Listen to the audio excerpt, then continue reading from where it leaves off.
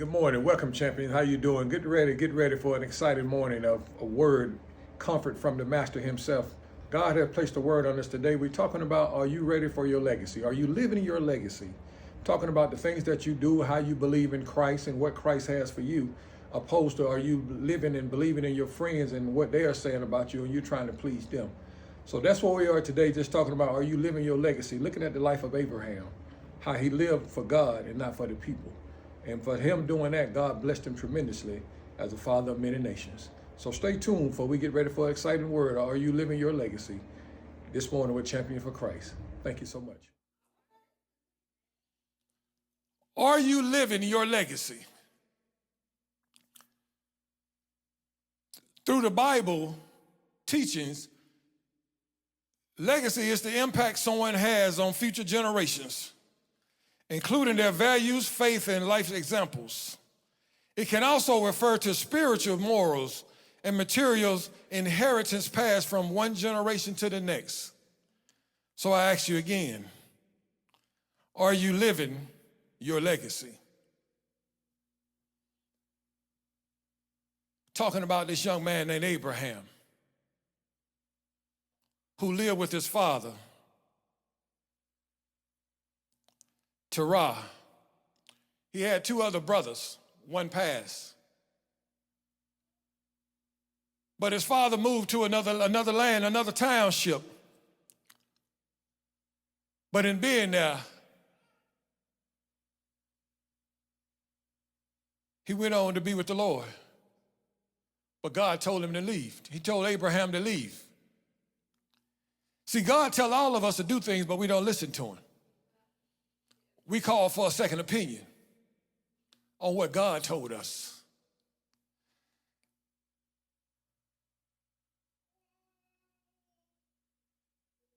What do you envision your legacy to be? And the first thing is, when you're looking at your legacy, are you looking at your legacy to prove a point to people? Are you looking at a legacy to prove a point to your family?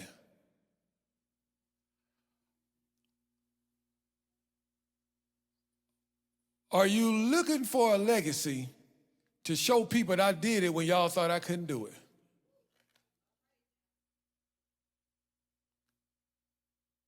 And I come back and I ask the question, when you start to put your legacy together, did you ever think about consulting with God?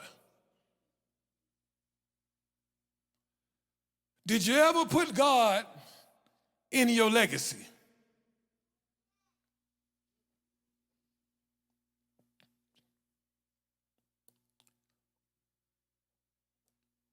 Did we ever put God in the legacy? Because if you didn't put God in the legacy, then you didn't build it on a solid foundation. You built your legacy on something that's movable. Because if you're doing it to please people, people will guide you wrong. One thing about people, we're going to talk about you whether you do good or whether you do bad. So how would you put your legacy on people that'll get up and walk away from you? But the word said, God said, I'll never leave you nor forsake you. But then I ask you, are you living your legacy? See, Abraham, through Bible times, they say, God never told Abraham when he was going to bless him or how he was going to bless him. But he told him he was going to bless him.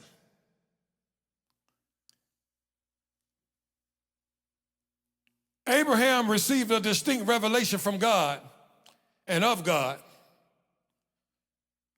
but he never knew where or when.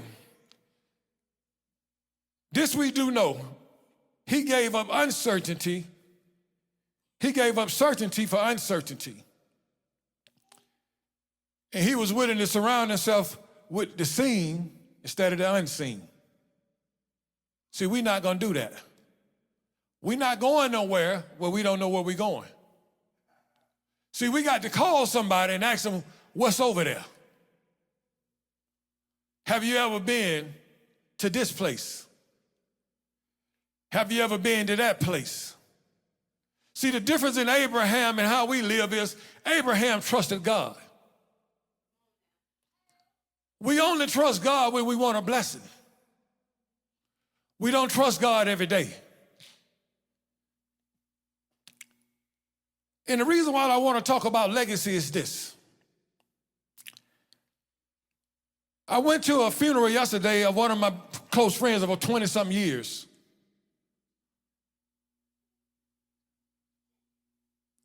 My friend left a true legacy.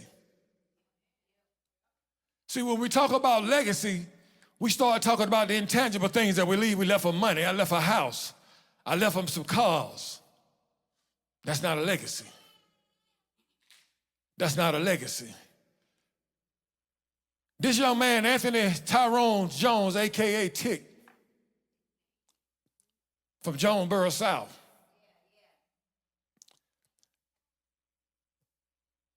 I'll paraphrase it for you that Jones got it out of the mud. And that's what your young people say. He stood in the mud 10 toes down. But he defied the odds of getting out of the mud.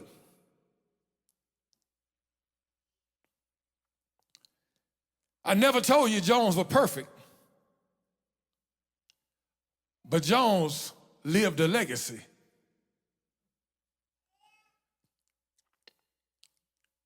Jones been sick for about 3 years. Never told a soul outside his wife. Kept on working. Entrepreneur. Philanthropist. A hero. A father. He was everything that you needed to build on with a legacy. The morning Jones died, I was on my way to work. It was hard to believe, but I believed that God had called one home. But when I got off work, I called my guys and I said, "Where y'all at?" They said, "We at the barber shop." So any of y'all know about Jonesboro South over there at Cleveland Avenue. When I got on Cleveland Avenue, got off Jonesboro Road and made a left on Cleveland Avenue, when I started going down, I got down to the light at the fire station. It was already bumper-to-bumper chaos. Everybody coming out to show their respect for Anthony Jones at the barber shop. And I'm looking in amazement like, where are these people coming from? But I parked, I got out. That night we had about 300-400 people crowded around on Cleveland Avenue at the barbershop. Mind you, the barbershop ain't but so big. But everybody stood around talking about the stories of Anthony Jones, what he did for them. And it wasn't just the young people. You had old people.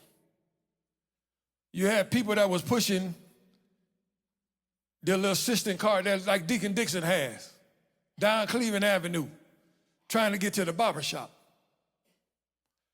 You had babies running around, children, mothers bringing their kids. And I sat out there and I'm in amazement like, all these people coming to see Jones after he's gone. What kind of legacy did he live? Are you living your legacy? Well, Jones lived a legacy that he was a husband to a wife of 3 kids, 4 children, 3 daughters and a son. He lived a life to where if his wife chose not to work again, she'll be fine.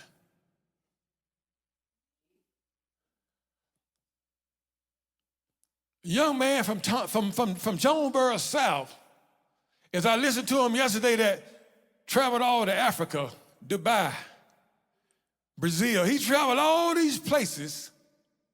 And you saying he from Jonesboro South? How can a man from Jonesboro South travel and see the world?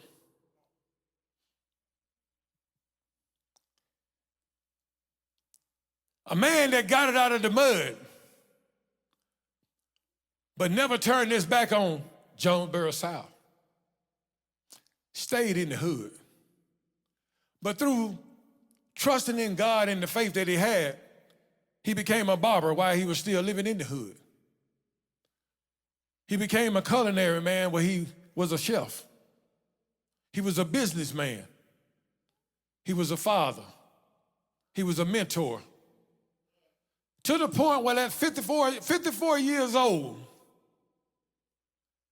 they talking about naming a street after Jones. Living your legacy. But see, that's why we talk about this man named Abraham. See, the legacy that we're talking about living might not be for your immediate kids. It might be for somebody in your lineage. But if you live a life long enough, well enough, pleasing God, your blessings will come. See, Abraham was a 10th generation from Noah. So you trying to figure, like, if it went that far, how did he get blessed?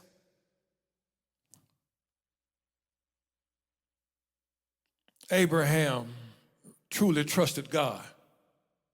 Abraham believed that if he just wait on the Lord, everything will be all right. How many of us ever just sat there and waited on the Lord with true patience, not doubting if he'll come, but when he come? Grandmama always told you he might not come when you want him, but he's always on time. Abraham, by the time God started to bless Abraham, Abraham was already an old man. You know, we don't want nothing when we're old. We want everything when we're young. But that's not how God operates. God don't operate on our clock. God's timing is not our timing. See, we got to understand what it means to really trust God, submit ourselves to God.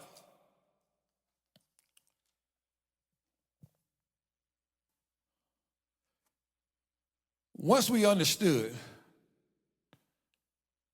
what it was to truly trust God, Abraham started to receive his blessings.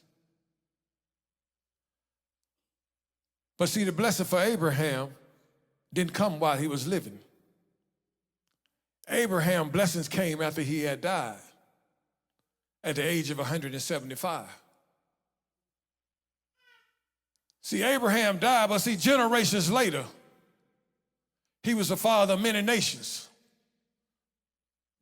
But the greatest gift that he can say that was my legacy was Jesus Christ. See, are you living your legacy to where on down the road they'll still be talking about you and the life that you live?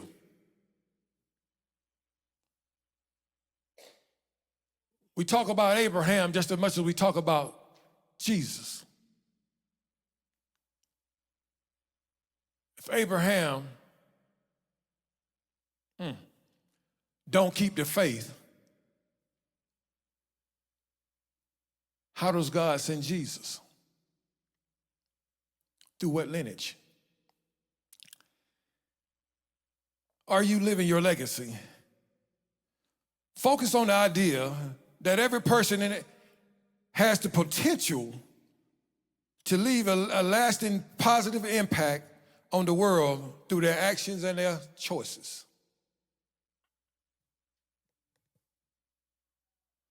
What do you want to leave as your legacy? I want to leave this 2000 Cadillac Escalade that I've been driving and I wanted to stay in my family. But guess what? As soon as it breaks, your family gonna do what with it? I want to leave this house to my grandchildren. But your grandchildren follow a hard time, and the next thing they do is what? Sell it. But when you go out and you teach according to God's principles, building up young men and young women off an example that you are living according to the will of God, when you die, they continue to live because you've taught them the principles of faith. Being patient, being anxious for nothing. We want, in today's generation, we want microwave assistance. You told grandmother you wanted something to eat, she go in there and turn the stove on. And we waited. She put the pots on the top and she warmed up the groceries and you waited.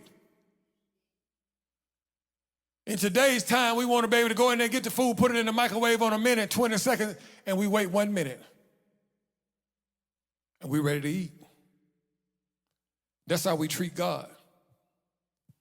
We want something for God, but we don't want to labor. We don't want to tarry for God, but we want Him to give us instant gratification. Every time God tells you no, it doesn't mean no. He's just telling you not yet. Not yet. And you go a different direction, and you figure He'll tell me yes on this time because I went down a different street, but guess what He tell you? Not yet. And you're trying to figure in your head, why is it that God won't give me what He say I can have? He didn't say He wouldn't give it to you. He just said, not yet. You know, when you get out of school, you want that job that makes 6 figures. You want to be able to just say, I done made it. You don't want to work. I just want it. But it's not your time. God didn't say you can't have it. He just said not yet. So when you start building your legacy, just because things ain't going the way you wanted to go, continue to trust God in everything that you do.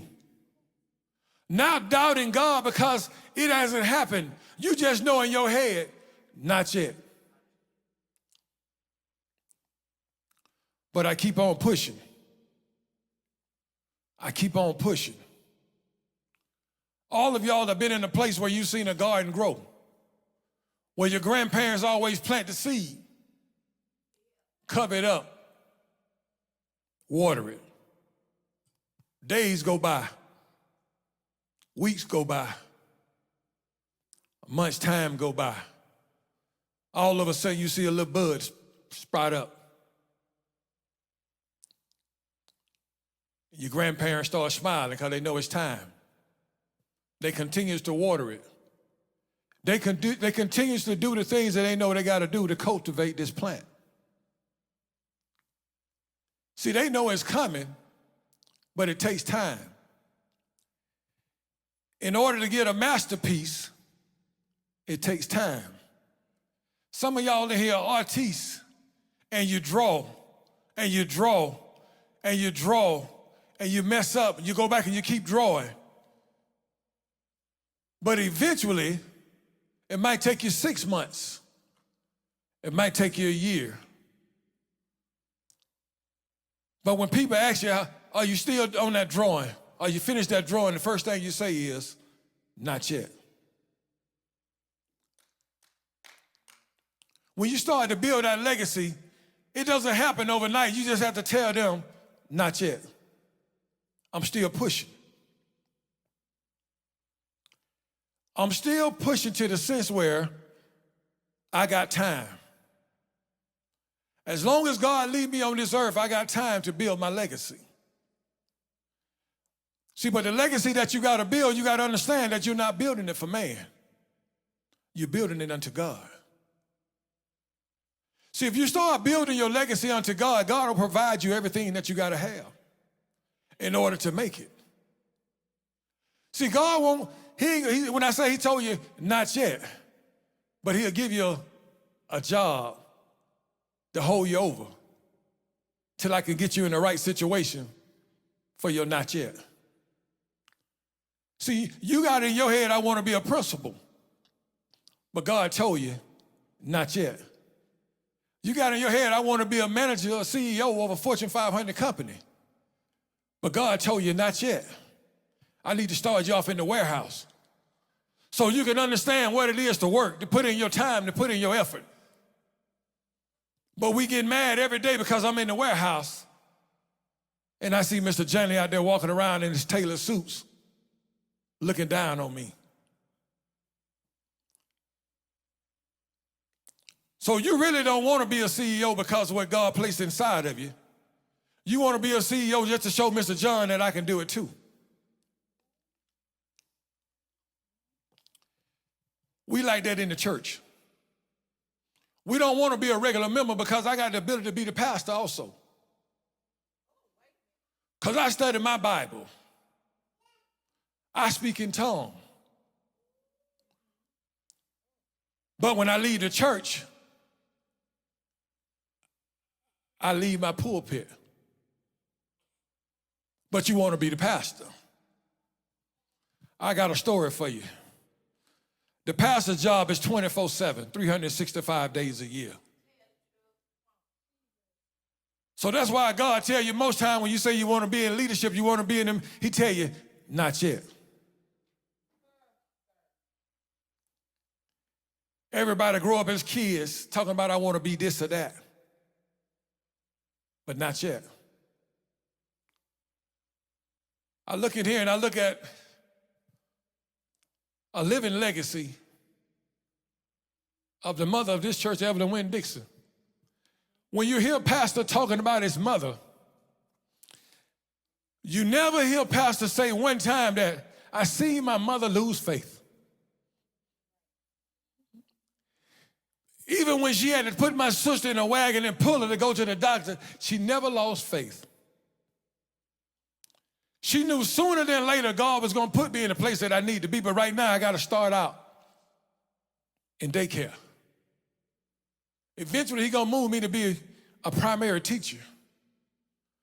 But she never quit, she never lost faith. Her kids never seen her give up. But then you say a living legacy. Are you living your legacy? She lived a legacy where she showed her kids it wasn't too old to finish school. The kids that she bore, and I'll tell you, 3 out of the 4 kids are all college graduates with master's degrees.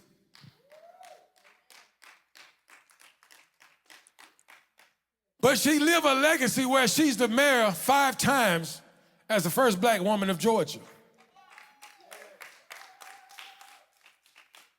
But in living her legacy, she never gave up. She never stopped trusting that God got something better for me. God ain't gonna put me through all this and then let me give up. Are you living your legacy to where people sees your good work, but God get all the glory, the honor, and the praise? But see, we don't want that kind of legacy because I want people to see me now. I want people to see who I am now.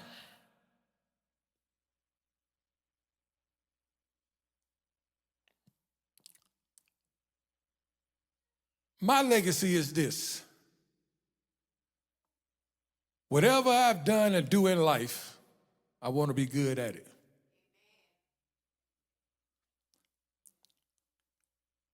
Coming up, I was a 3-sport athlete, football, basketball, and track. I thought I was good at it. I thought wasn't nobody better than me. I got ready to go to college. I felt like I'd go to college playing football. Never got one college offer. So I thought. Got ready for basketball, got every offer in the country. Got ready for track, got every offer in the country. But I thought I was a football man. But I got mad and went to college playing basketball. Finished up college, they told me you're going to get drafted in the second round. But God told me, not yet.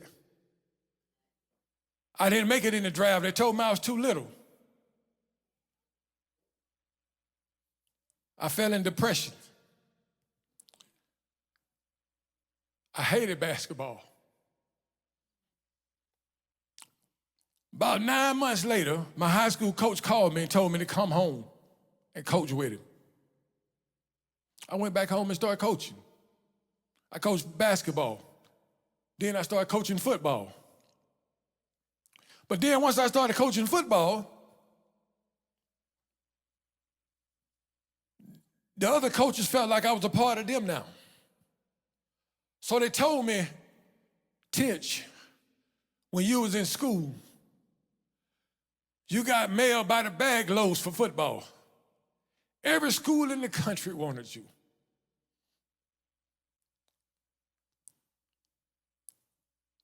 I never received one letter. See, back then, we didn't have Instagram. We didn't have cell phones where the coach could call you. Everything went through the high school coach. So I had a coach that didn't think that I should deserve to go to college. So he didn't give me my accolades in football. But when I looked at it, I got upset. But then I thought about it. Not yet. I coached high school football, high school basketball, teaching first grade. I was threatened with a heart attack, so the doctor told me I had to quit. So I quit, moved to Atlanta. Big city, Atlanta. I started coaching AAU basketball. I became good at it. Through the teachings or whatever, we had a lot of kids to come through the program that wind up going to the next level, beyond college. When I sit back and I look at it, I always tell myself, I was right there. But God told me not yet. My legacy wasn't to go to the pros. My legacy was to help other kids, younger kids, get to where I didn't go. So they started going. They started going to college playing basketball. They started going to college playing football. They started going to college running track. But God said that's not even it, Reggie. They started going to the NFL. They started going to the NBA. Guys started running in the Olympics. This was my life. These were the things that I thought was going to happen for me, but they didn't. They happened down the line for kids that I started to pour into. But to this day, do I have regrets? None. None. I had a great life, still living. To where I thought basketball and sports was my life. As a married man, I just did 2 partnerships.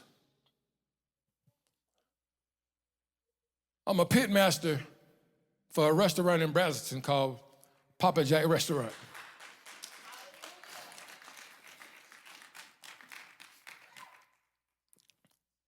April, I just partnered with another family.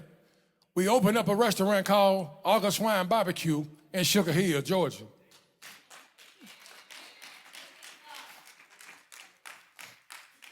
See, what I thought was me wasn't for me.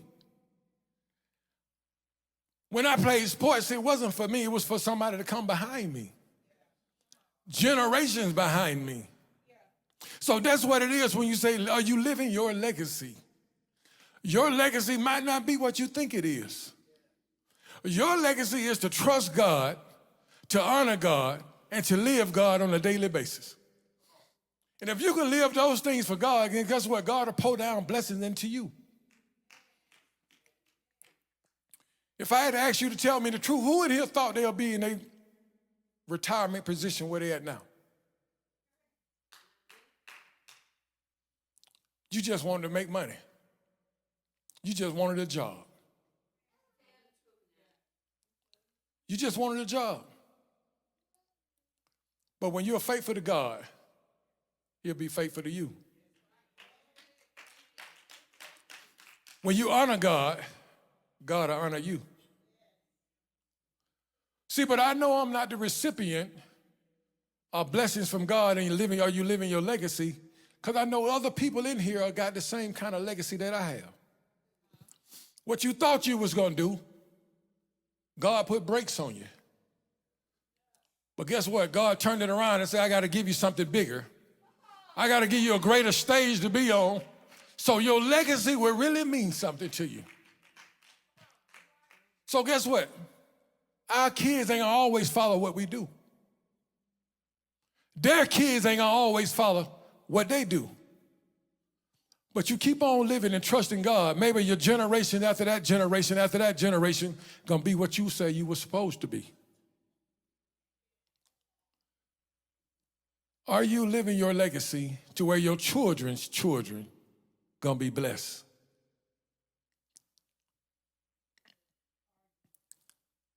Start asking yourself, am I living my legacy? Is this what I want to do? No. Going to church is not what I want to do, because I get mad when I get up on Sundays and I got to get dressed and go to church. And that's not it. That's not it. I know I got to go sing, but I just don't feel like it today. I'm supposed to meet my girlfriends or my homeboy. We're going to watch the game or do something. That's not it. Living your legacy is doing something that you love to do, that you wake up doing, you go to sleep doing. It's on your mind all day long. I know I can do it. God placed it in me. God did it. God gave it to me.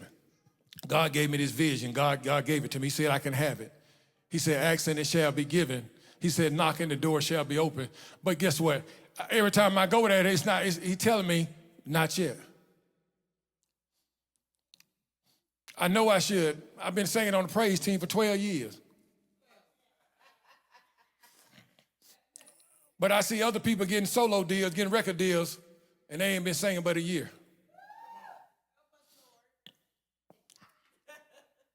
But you're trying to look in somebody else's legacy, and you don't know what came before them, or before them.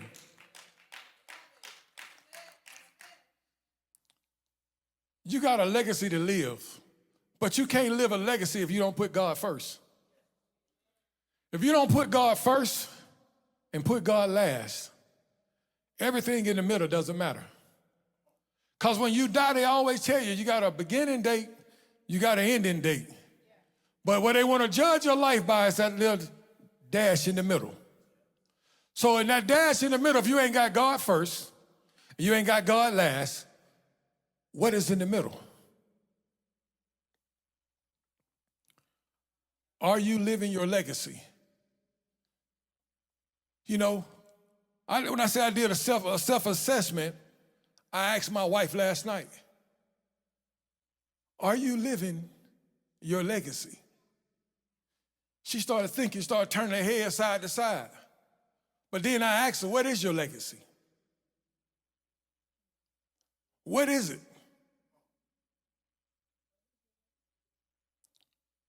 What is your legacy? Is it your legacy or is it your want?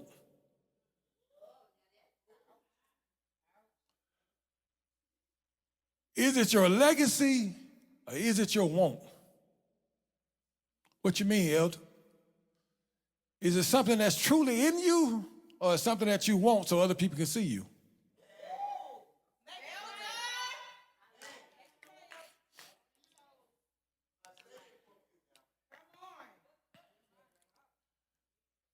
I talk a lot of noise, but I think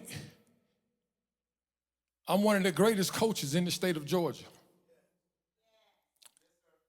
I haven't coached high school ball since a long time. I coach AAU, I coach middle school, coach high school. I retired from coaching, but still when I walk into a gym, I tell coaches when I walk into a gym, no disrespect to you, coach. Ain't none of y'all got nothing on me. And I'm finna show you what I mean when I tell you that let me have you practice for 30 minutes. Let me show you what I do. Let me show you how I believe. Let me show you how I make kids think the way I think. And that's where we are. When I say I live my legacy, that's my legacy.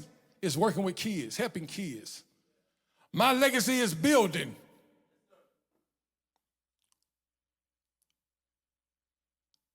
God's job is to bless me with what he see fit to bless me with. Not what I want, but what he got for me. If you can remember, he said, I knew you before you was conceived. So if God knew me before I was conceived, he ought to know what my legacy gonna be. This is the same man that can count the hairs on your head or the stars in the sky. But I want to tell him what my legacy gonna be. Abraham never told God one time what he wanted to do. Abraham was a sheep herder. But being a sheep herder, he never one time thought in his mind he'll be the father of many nations. He never thought that he'll be the father of Jesus Christ. Because God had to come back through and put a pure lineage in. What is your legacy? Are you living your legacy? Or are you just living a dream that you feel like will get you money? A dream where people will pat you on the back and say, "Attaboy, attaboy, attagirl."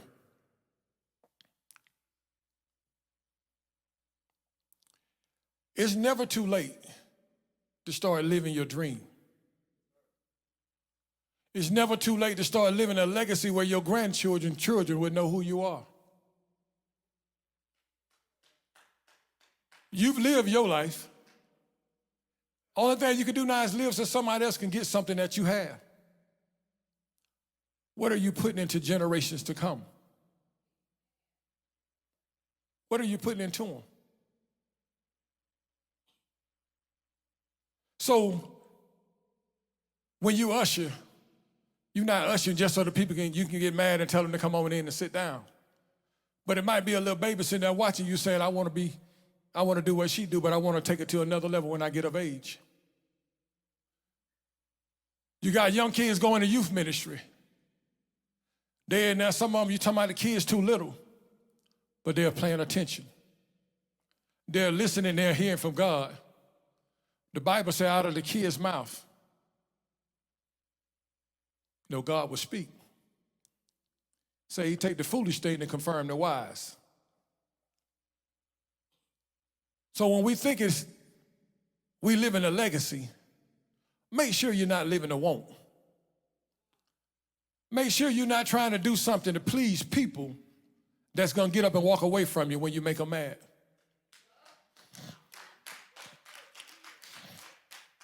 Y'all know how we do when somebody don't do what you want them to do, and guess what? You said, child, I'm not calling them no more. I'm not fooling with them no more.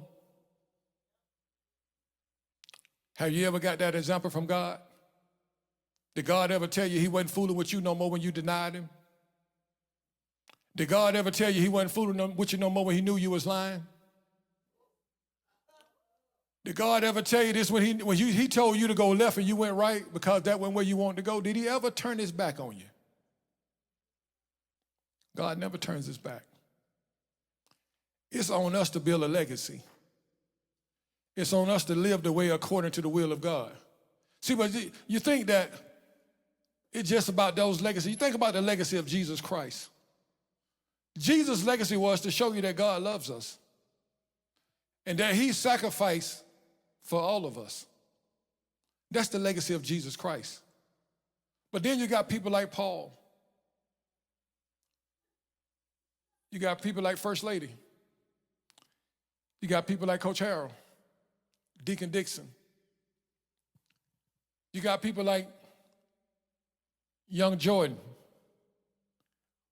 who's still young, but he got a baby, plus one. Got a chance to leave a real legacy. But he's a basketball coach, and I use Jordan. See, but his kids might come up not even playing basketball.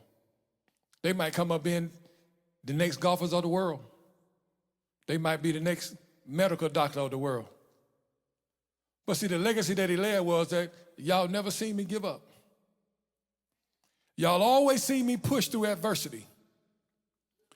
Y'all always see me waiting on God to do just what he said he would do.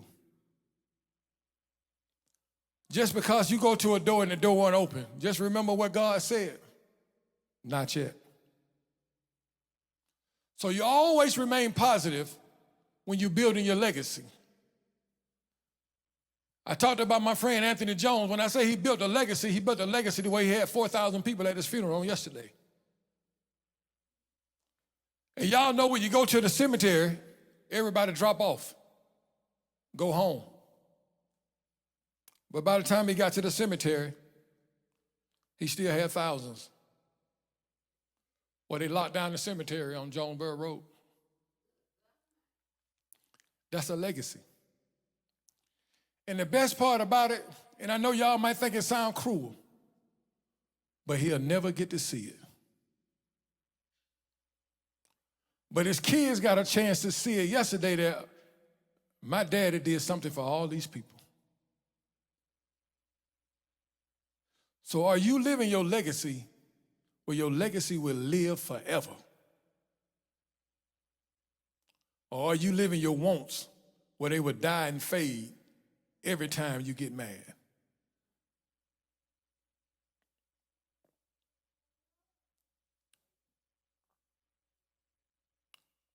If I ask you what you want right now, the first thing you'll say is a new house or a new car, a better paying job. Won't nobody say, I want a better relationship with Christ. But we are at a place now where there's nothing left for us to do but to live the legacy. You got living examples in here in front of you, how they live. And their offsprings are still living. Offsprings are still doing things. Mama Dixon, she lived by faith. She had a daughter become a principal up in that echelon. But then she turned around and she have a seed, a second generation seed. That's one of the highest incomers in the house. She built a legacy that wasn't for her, but it was to come.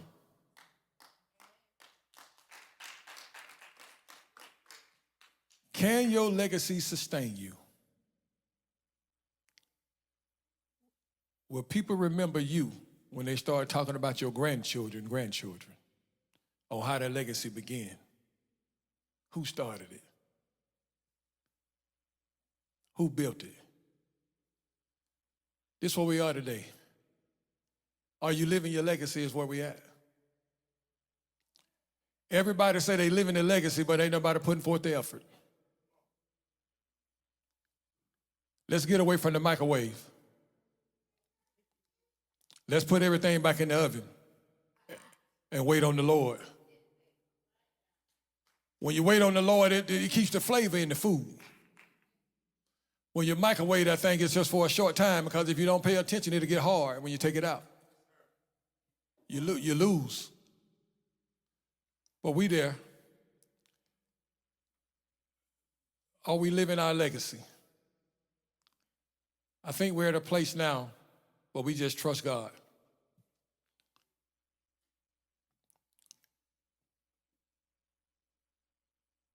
Living your legacy.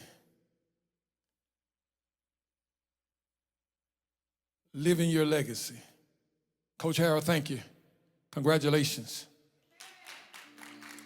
on your new head coaching job.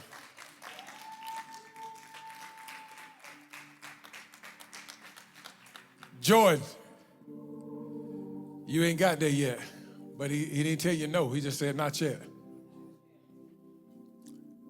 Keep honing your skills. You got some legacy behind you. They want to know that you didn't give up. Keep pushing. You got those young athletes. You got those young scholars. Live a legacy where they won't ever, you won't have to question them on whether they're doing right or wrong, because they live by a true example. Live every day as the world is watching, but God is judging.